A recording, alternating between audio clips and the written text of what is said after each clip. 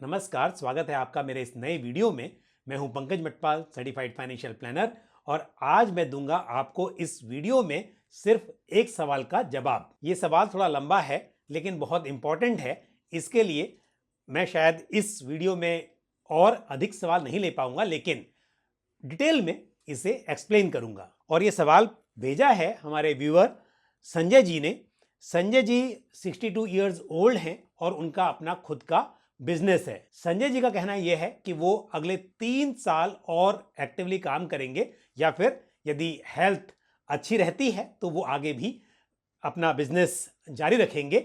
लेकिन वो इस तरह से प्लानिंग करना चाहते हैं कि यदि उन्हें 3 साल के बाद काम से रिटायरमेंट लेना पड़े तो ऐसे में वो सिस्टमैटिक विड्रॉल प्लान के जरिए अपना मंथली कैश फ्लो मैनेज कर सके। संजय जी ने म्यूचुअल फंड्स के अलावा पीपीएफ में भी इन्वेस्ट किया हुआ है और करीब 30 लाख रुपीस वहां पर एक्यूमुलेट हो चुके हैं। संजय जी के पास 25 लाख का हेल्थ कवर है और साथ ही उन्होंने इमरजेंसी के लिए एफडीज में पैसे डिपॉजिट किए हुए हैं। और जहां तक उनके म्यूचुअल फंड पोर्टफोलियो का सवाल है, तो जो उनका टोटल इन्वेस्टमेंट है म्यूचुअल फंड में, उसका लगभग 60% ICICI prudential balance advantage fund और एडलवाइज बैलेंस एडवांटेज फंड में है।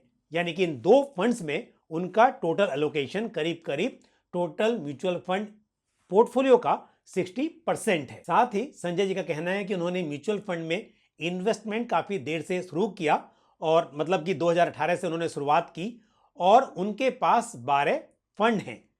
तो यहां पर उनके दो बहुत इंपॉर्टेंट सवाल हैं। एक तो ये कि क्योंकि उनके पोर्टफोलियो में 12 फंड्स हैं, तो क्योंकि 12 फंड मतलब हम कह सकते हैं कि थोड़े ज़्यादा हैं, तो वो चाहते हैं कि पोर्टफोलियो को थोड़ा कंसोलिडेट किया जाए, उसमें से कुछ फंड्स को कम किया जाए ताकि वहां पर डुप्लीकेसी ना हो।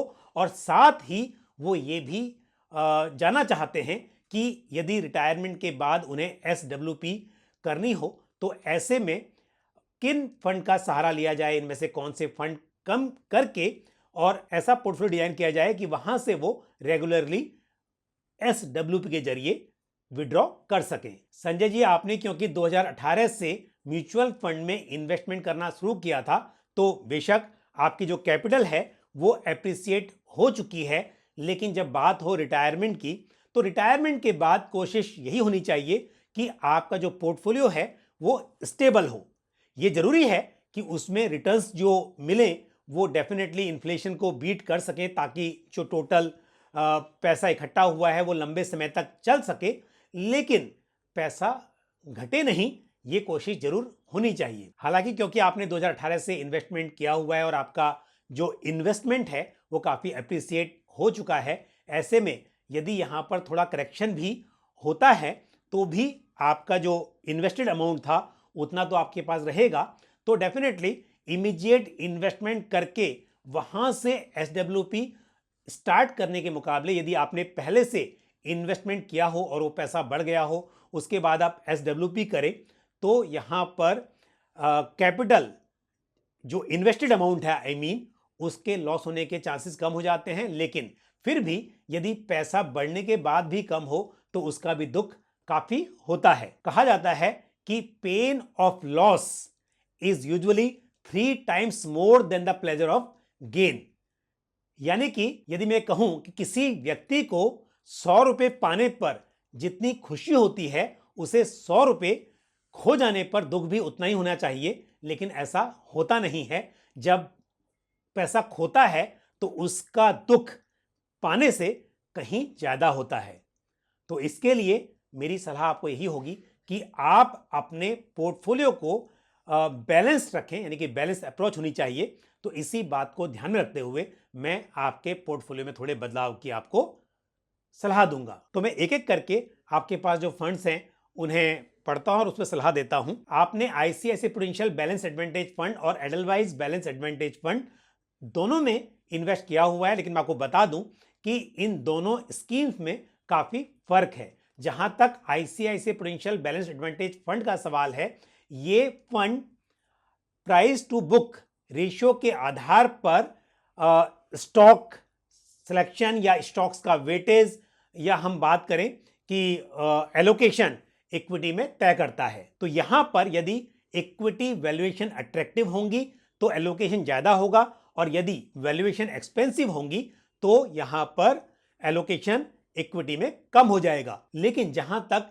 एडलवाइज बैलेंस एडवांटेज फंड का सवाल है, ये बेसिकली विद द मार्केट चलता है। यानी कि यदि ऐसा लगता है फंड मैनेजर को कि इक्विटी में तेजी देखी जा रही है, तो ऐसे में भले ही वैल्यूएशन थोड़े से एक्सपेंसिव भी हो तो भी यहां पर जो एलोकेशन है इक्विटी में वो ज्यादा रहता है। तो कहने का मतलब यह है कि Edelweiss balance advantage fund ICICI prudential balance advantage fund के मुकाबले में काफी अग्रेसिव है। तो आप दोनों ही फंड्स के साथ बने रह सकते हैं, लेकिन इन दोनों में थोड़ा अंतर है, ये बताना जरूरी है। आप 3 स्कीम्स में एसआईपी कर रहे हैं, Parag Parikh flexi cap fund, Edelweiss balance advantage fund और साथ ही PGIM India flexi cap fund में।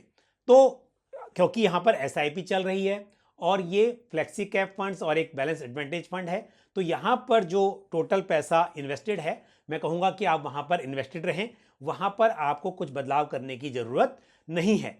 लेकिन इसके अलावा जो दूसरी स्कीम्स हैं वहां पर मैं आपको सलाह दूंगा कि किन स्कीम्स में आपको बने रहना चाहिए और कहां से आपको एग्जिट करना चाहिए। तो एक आपके पास Franklin India flexi cap fund है, और ऑलरेडी क्योंकि आपके पास दूसरे फ्लेक्सी कैप फंड्स हैं जहां पर आप एसआईपी भी कर रहे हैं, तो मेरी सलाह होगी कि आप इस स्कीम से एग्जिट कर लें। साथ ही आपने एचडीएफसी हाइब्रिड इक्विटी फंड में निवेश किया हुआ है, ये एक एग्रेसिव हाइब्रिड फंड है, आप इस स्कीम में भी बने रह सकते हैं। ICICI prudential flexi cap fund से आप एग्जिट कर सकते हैं। जैसा मैंने पहले भी कहा कि आपके पास 2 फ्लेक्सी कैप फंड्स हैं जहां पर आप एसआईपी भी कर रहे हैं, तो आप सिर्फ उन 2 स्कीम्स में बने रहें। साथ ही आपने आईसीआईसीआई प्रूडेंशियल पीएचडी यानी कि pharma health care and diagnostic fund में इन्वेस्ट किया हुआ है, और क्योंकि ये एक सेक्टरल फंड है और जिस हिसाब से आपने अपना ऑब्जेक्टिव बताया इन्वेस्टमेंट का, मेरा कहना होगा कि आप इस स्कीम से भी एग्जिट कर लें। ICICI prudential blue chip fund ये एक लार्ज कैप फंड है, और आपके पोर्टफोलियो में क्योंकि हाइब्रिड फंड्स के साथ साथ फ्लेक्सी कैप फंड्स भी हैं, तो आप एक लार्ज कैप फंड में भी बने रह सकते हैं। तो आप ICICI prudential blue chip fund में अपना निवेश जारी रखें। साथ ही मैं आपको सलाह दूंगा कि आप आईआईएफएल फोकस इक्विटी फंड से भी एग्जिट कर लें। यह मैं इस स्कीम की परफॉर्मेंस के आधार पर नहीं कह रहा हूं, बल्कि इसलिए क्योंकि फोकस्ड फंड काफी हद तक फ्लेक्सी कैप फंड की तरह ही होते हैं। यानी कि इन फंड्स का जो टोटल एसेट होता है उसे large cap, mid cap, small cap सभी तरह के मार्केट कैप वाले स्टॉक्स में इन्वेस्ट किया जा सकता है, और ये फंड मैनेजर अपने विजडम के आधार पर, अपनी नॉलेज के आधार पर डिसाइड करते हैं कि उन्हें किस वक्त पर किस तरह के मार्केट कैप वाले स्टॉक्स में अधिक या कम एलोकेट करना है। लेकिन एक फोकस्ड फंड के पोर्टफोलियो में मैक्सिमम 30 स्टॉक्स ही हो सकते हैं।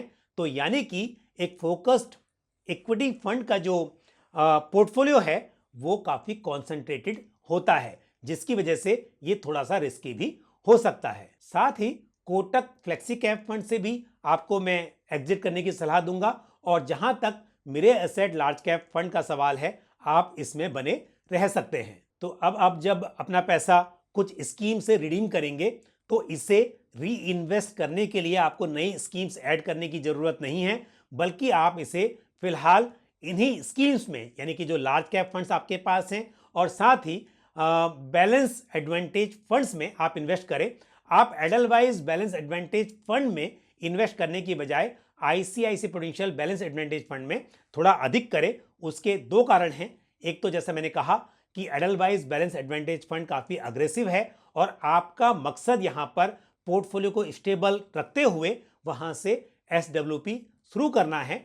और साथ ही दूसरा कारण यह है कि एडलवाइज बैलेंस एडवांटेज फंड में आप एसआईपी कर रहे हैं, तो वहां पर वैसे भी थोड़ा जो इन्वेस्टमेंट है वो बढ़ता रहेगा। और जैसा कि आपने कहा कि 3 साल के बाद आप इस पर डिसीजन लेंगे कि क्या आपको काम से रिटायरमेंट लेना चाहिए। तो यदि आप ऐसा करते हैं तो मैं आपको कहूंगा कि आप फिर से अपने पोर्टफोलियो को रीबैलेंस कर सकते हैं। तब आप फ्लेक्सी कैप फंड्स और लार्ज कैप फंड्स में अपना एक्सपोजर और भी कम कर सकते हैं। विशेष तौर पर फ्लेक्सी कैप फंड में आपको अपना एलोकेशन कम करना चाहिए, क्योंकि ऐसा हो सकता है कि किसी वक्त पर फ्लेक्सी कैप फंड्स में मिड कैप और स्मॉल कैप में एक्सपोजर बहुत बढ़ जाए, तो यहाँ पर थोड़ा सा जो उतार चढ़ाव का जोखिम है यानी कि वॉलेटिलिटी का रिस्क है वो बढ़ सकता है। लेकिन फिलहाल के लिए जो चेंजेस मैंने आपको सजेस्ट किए हैं आप उन्हें फॉलो कर सकते हैं।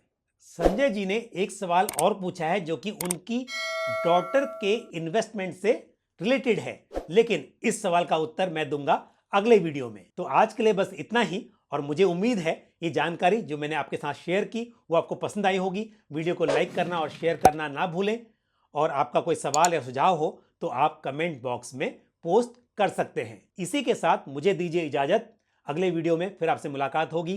थैंक यू, जय हिंद। म्यूचुअल फंड निवेश बाजार जोखिमों के अधीन है। योजना से संबंधित सभी दस्तावेजों को ध्यान से पढ़ें।